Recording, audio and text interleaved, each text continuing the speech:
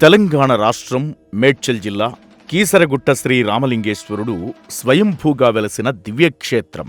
క్రీస్తు శకం 4-5 శతాబ్దాల్లో ఆంధ్రదేశాన్ని పరిపాలించిన విష్ణుకుండిన ప్రభువైన రెండవ మాధవవర్మ రాజధాని అయిన ఇంద్రపాలనగరం ఇదేనని చారిత్రక ఆధారాల ద్వారా తెలుస్తోంది. 11 అశ్వమేధ యాగాలు చేసి తన సామ్రాజ్యాన్ని నర్మదా నదీ తీరం వరకు విస్తరింపజేసిన మహావీరుడు రెండవ మాధవవర్మ. అంటే ఎన్నో యజ్ఞయాగాదులతో పునీతమైన పవిత్ర భూమి ఈ కీసరగుట్ట. ఈ పుణ్యక్షేత్రం భాగ్యనగరానికి 40 కిలోమీటర్ల దూరంలో ఉంది. శ్రీరామచంద్రుడు రావణ సంహరణానంతరం అయోధ్యానగరానికి మరలివెడుతూ మార్గమధ్యంలో ఈ కొండమీద కొద్దిసేపు ఆగాడట.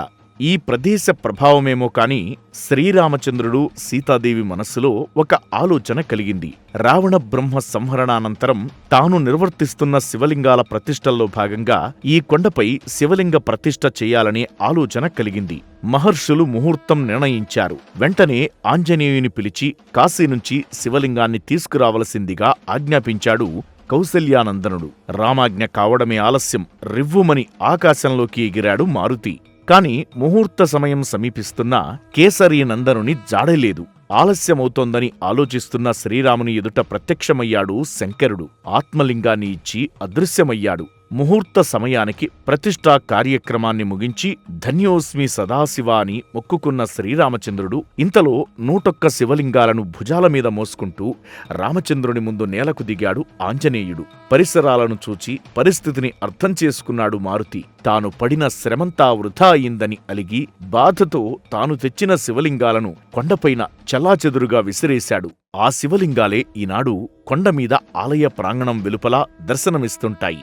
మారుతి చేష్టలను చూసి చిరునవ్వుతో అనుగ్రహించాడు సీతామనోభిరాముడు. తన భక్తుల మనోభావాలను మన్నించగల మహనీయుడు కదా మన శ్రీరాముడు. మారుతిని చెంతకు పిలిచి ఇలా అన్నాడు: ఆలయంలోని ఈశ్వర దర్శనానికంటే ముందే నువ్వు తెచ్చిన శివలింగాలను నిన్ను భక్తులు దర్శిస్తారని, ఆ తరువాతే శ్రీరామలింగేశ్వరుణ్ణి దర్శిస్తారని వరమిచ్చాడు. అంతేకాదు, మారుతి తెచ్చిన శివలింగాల్లో ఒకదానిని ప్రధాన ఆలయానికి ఎడమవైపు కొద్ది దూరంలో శ్రీరామలింగేశ్వరునికి అభిముఖంగా ప్రతిష్ఠించాడు. అంతేకాదు, ఇక నుంచి ఈ కొండ కేసరిగిరిగా పిలువబడుతుందని కూడా అనుగ్రహించాడు ఆంజనేయుని శ్రీరామచంద్రుడు. నా పేరు తడాకం రవికాంత్ శర్మ. ఈ కేసరిగిరి దేవాలయంలో ముఖ్యార్చకుడిగా పనిచేస్తున్నాను. ముఖ్యంగా ఈ మారుతి కాశీ విశ్వేశ్వర స్వామివారి విశిష్టత ఏమిటంటే, త్రేతాయుగంలో శ్రీరామచంద్రుడు సీతాదేవితో సహా ఈ ప్రాంతానికై వచ్చాడు వనవిహారానికి. ఈ ప్రాంతంలో ఉన్నటువంటి ప్రకృతి సౌందర్యానికి మంత్రముగ్ధుడైనటువంటి ఆ శ్రీరామచంద్రుడు ఈ ప్రాంతంలో ఒక శివలింగ ప్రతిష్టాపన చేయాలని మనస్సులో నిశ్చయించుకున్నాడు.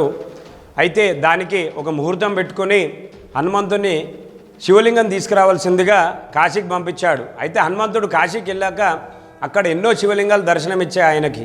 అయితే ఏదైనా ఒక శివలింగం తీసుకెళ్తే రాముడు ఇష్టపడతాడో లేదో అని చెప్పి ఆలోచించుకుంటూ అక్కడే ఆలస్యం చేశాడు హనుమంతుడు. అయితే ఇక్కడ శ్రీరామచంద్రుడికి ముహూర్త సమయం ఆసన్నమైంది. అప్పుడు శ్రీరామచంద్రుడు ఆ పరమేశ్వరుని ప్రార్థించాడు: స్వామి, నేను పెట్టుకున్నటువంటి ముహూర్త సమయం దగ్గరకు వస్తుంది, హనుమంతుడు శివలింగం తీసుకురాలేదని చెప్పి ప్రార్థించగా ఆ శివుడే స్వయంగా వెలిశాడు ఇక్కడ.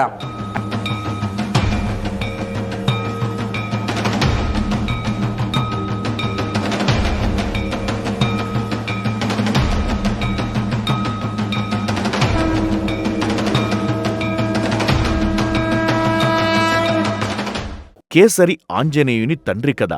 ఆనాటి నుంచి ఆ పేరుతోనే ఈ కొండ కేసరిగిరి, కీసరగిరి, కీసరగుట్టగా వ్యవహరించబడుతోంది. ఇదంతా స్వామి తనను అనుగ్రహించడానికి చేసిన పనేనని తెలియనివాడు కాదు కదా మన నవవ్యాకరణ పండితుడు, జ్ఞానగుణ సాగరుడైన హనుమంతుడు. అందుకే వినయంగా చేతులు జోడించి స్వామి ముందు నిలబడిపోయాడు భక్తాంజనేయుడై. ప్రధాన ఆలయం పశ్చిమాభిముఖంగా ఉంటుంది. ఇందులో ప్రధాన దైవం శ్రీరామలింగేశ్వరుడు. ఈశ్వర ప్రసాదితమై శ్రీరామచంద్రుని చేత ప్రతిష్ఠించబోట వల్ల ఇది స్వయంభూలింగమై పూజలందుకుంటోంది. ప్రధానాలయం ముఖమండపం, అంతరాలయం, గర్భాలయాలుగా నిర్మించబడింది. ముఖమండపంలో శ్రీ స్వామివారికి కుడి ఎడమలుగా 2 ఉపాలయాలు ఉన్నాయి. కుడివైపున ఉన్న ఉపాలయంలో పార్వతీదేవి, ఎడమవైపు ఉపాలయంలో శివగంగాదేవి దర్శనమిస్తారు. ముఖమండపంలో స్వామికి కుడివైపున ఉన్న వేదికపైన ఆంజనేయుడు, వినాయకుడు, శివలింగము, ఎడమవైపున ఉన్న వేదికపైన వల్లీ దేవసేనా సమేత కుమారస్వామి కొలువుదీరి ఉన్నారు. ధ్వజస్తంభం చెంత కాలభైరవ మూర్తిని మనం సేవించుకోవచ్చు. శ్రీ స్వామికి ఎదురుగా భక్తులు ఇచ్చే ముడుపులకు కాపలా కాస్తూ ప్రభు ఆజ్ఞకు దివారాత్రాలు ఎదురుచూసే నందీశ్వరుడు ప్రత్యేక మండపంలో గంభీర ముద్రలో దర్శనమిస్తాడు. కోరికలు తీర్చే తండ్రిగా భక్తులు ఈ స్వామిని సేవిస్తారు. రాహుకేతు పూజలు ఇక్కడ ప్రత్యేకం. శ్రీరాముని చేత ప్రతిష్ఠించబడిన ఈశ్వరుడిగా ఈయన శ్రీరామలింగేశ్వరుడైనాడు. ప్రదక్షిణ మార్గం చూసుకుని శ్రీ స్వామివారి ఎడమవైపుకు రాగానే కొంచెం దూరంలో శ్రీ మారుతి కాశీ విశ్వేశ్వరాలయం ఆహ్వానం పలుకుతుంది. ఆ స్వామిని దర్శించుకుని కొద్దిగా ఎడమకు నడిస్తే ప్రత్యేక ప్రాంగణంలో అక్కన్న మాదన్న ఆలయాలు కనిపిస్తాయి. ఒకే కప్పు కింద నిర్మించబడిన 3 ఆలయాలు ఇవి. వీటికి క్రీస్తు శకం 2005లో పునర్నిర్మాణ కార్యక్రమాలు జరిగాయి.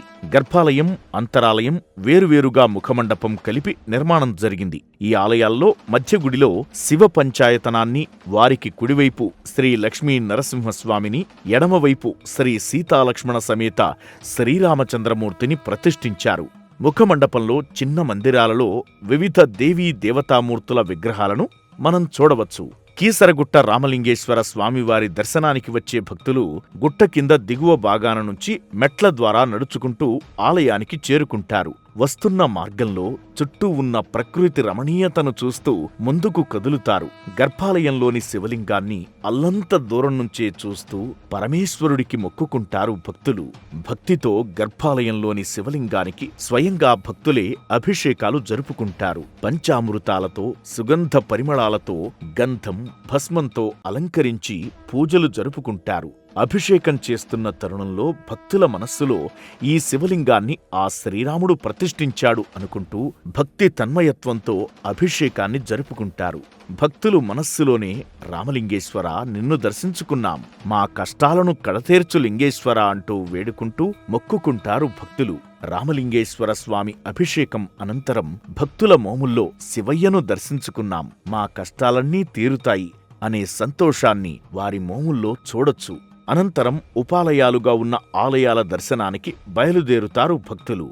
శ్రీ ఆంజనేయుడు, శ్రీ విఘ్నేశ్వరుడు, శ్రీ సరస్వతీదేవి, శ్రీ లక్ష్మీదేవి ఉపాలయాలుగా ఉన్నాయి. భక్తులు ఆయా దేవతలను దర్శించుకుని నమస్కరించుకుని పూజలు జరుపుకుంటారు. ఈ ఆలయాలకు వెనుకవైపు నాగదేవత ఆలయం నిర్మించబడింది. సంతానార్థులైన సువాసినులు ఇక్కడ ప్రత్యేక పూజలు, ముడుపులు చెల్లిస్తారు. సంతానవతులైన అనంతరం మొక్కులు తీర్చుకుంటారు. ఆలయ ప్రాంగణం వెలుపల ఎక్కడ చూసినా శివలింగాలే కనిపిస్తాయి. శివరాత్రి పర్వదినాల్లో భక్తులు వేల కొలది ఈ క్షేత్రానికి తరలివస్తారు. ఆనాడు భక్తులు ఎవరికి వారు ఒక్కొక్క శివలింగాన్ని ఎన్నుకుని స్వహస్తాలతో ఆ స్వామికి అభిషేకం చేసి, విభూతి పూసి, బొట్టు పెట్టి, పూమాలలు వేసి, టెంకాయ కొట్టి పూజించేటప్పుడు వాళ్ల ముఖాల్లో కనిపించే ఆనందం అనిర్వచనీయమైనది.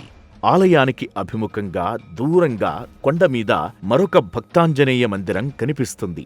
దీనికి వెనుక భాగంలో 12 అడుగుల ఎత్తైన వేదికపై ముకుళిత హస్తుడైన మరొక ఆంజనేయ స్వామికి అభిముఖంగా దర్శనమిస్తాడు. ఈ కొండ చుట్టూ విస్తృత పరిధిలో పెద్ద పెద్ద ఇటుకలతో నిర్మించిన కోటగోడ పునాదులు, రాజప్రాసాదం, పూజా మందిరాలు, వివిధ కట్టడాలు, శివలింగాలు, నంది, గణేశుడు మొదలైన దేవతా ప్రతిమలు, పాత్రలు, నాణేలు, పూసలు మొదలైనవి ఇక్కడ కలవు. ఆలయం వరకు చక్కని ఘాట్ రోడ్ సౌకర్యం ఉంది. హైదరాబాద్ నుంచి 40 కిలోమీటర్ల దూరంలో ఉన్న ఈ ఆలయానికి ఈసీఐఎల్ నుంచి, నగరంలో వివిధ ప్రాంతాల నుంచి రవాణా సౌకర్యాలు ఉన్నాయి. కొండ మీద భోజన, ఫలహార, తేనీరుకు హోటల్స్ ఉన్నాయి. అన్నదాన సత్రాలు కూడా కొన్ని ఉన్నాయి. చక్కని ప్రకృతి ఒడిలో ప్రశాంతమైన వాతావరణంలో వెలసిన శ్రీ రామలింగేశ్వరుని కీసరగుట్ట చూడదగిన దివ్యక్షేత్రం. ఆ రామలింగేశ్వరుని కరుణ మనందరిపై ఉండాలని కోరుకుంటూ ఓం నమః శివాయ.